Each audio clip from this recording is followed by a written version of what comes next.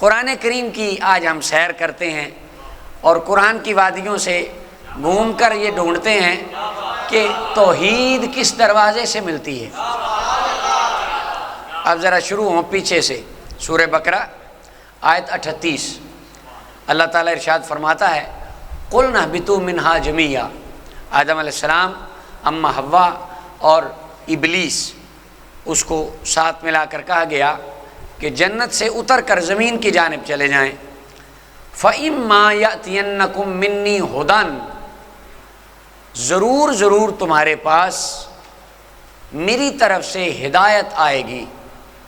فَمَن تَبِعَ هُدَايَ، ذرا دیکھیں، منی، میری طرف سے آئے گی کیا؟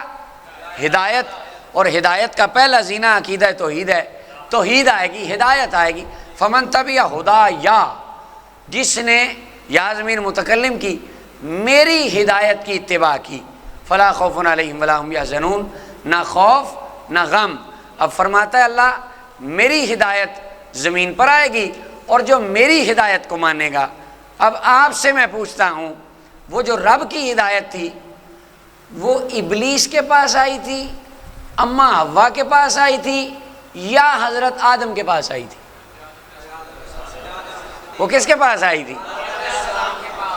تو قرآن کا ابتدائی کلام ہمیں یہ بتاتا ہے کہ ہدایت اللہ کی طرف سے نبیوں کے پاس آتی ہے۔ فمن تبع ہدایا، تو اگر رب کی ہدایت لینا چاہتے ہو تو نبی کے دروازے سے ملے گی۔